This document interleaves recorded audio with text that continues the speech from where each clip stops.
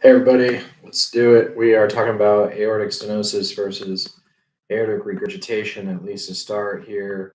Uh, you have a ton of these questions where the patient they exert themselves in some sort of way and they start having the sweating or the dyspnea, fatigue, that type of stuff. And a lot of the times they'll ask you questions asking about the amount of size in aortic stenosis or how big the murmur is, how loud the murmur is, rather. Um, but another thing to keep in mind is just the basic stuff. I don't know if I call it basic, but the stuff from step one in terms of like which one's pulsus parvus and tardus versus which one of them has like bounding pulses type of thing.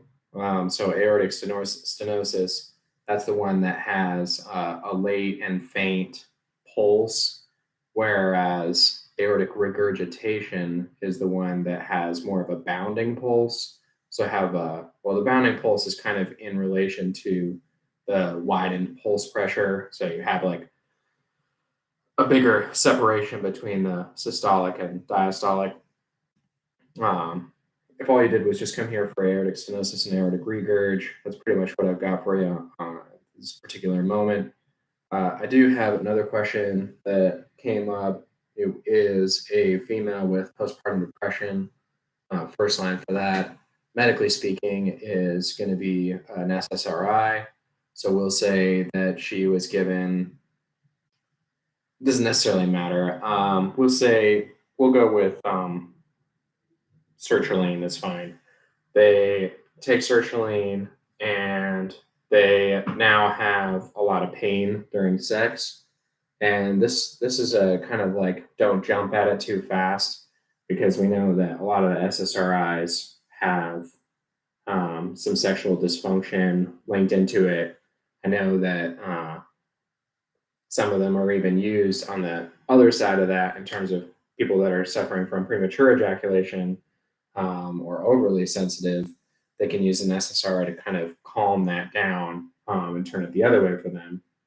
But just pain itself with any sort of symptoms or signs that the vagina itself has changed physically. So if they say anything about the vagina having like less folds or um, what have you there in a patient that's postpartum, it's not unheard of for them to have basically an HPO related, HPO axis related uh, diminishing estrogen level, essentially.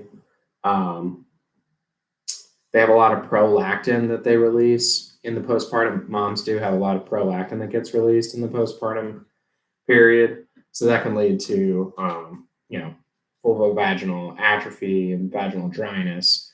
So it's important to parse through that they're not necessarily having sexual dysfunction because of anorgasmia or that they're having sexual dysfunction from like a lowering of libido. It's more so a physical thing that's happened.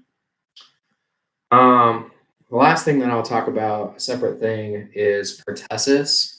So this is one of those annoying things where there's a vaccine for it, but it kind of breaks some rules in that way where you have a vaccine, if you get exposed, it doesn't necessarily matter if you have close exposure to somebody with symptoms, you're still going to end up getting postpartum or post exposure prophylaxis.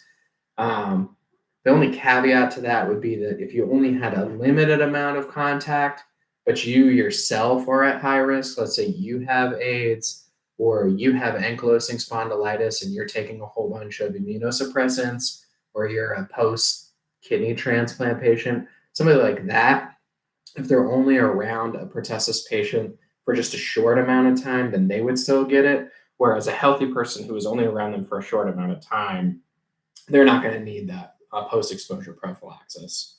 What drug are we talking about? In this particular case, really any of the macrolides does it as long as that person that's getting the post exposure prophylaxis is over 1 month old.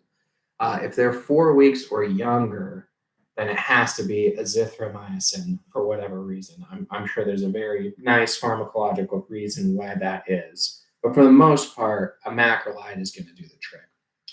All right, thanks for listening.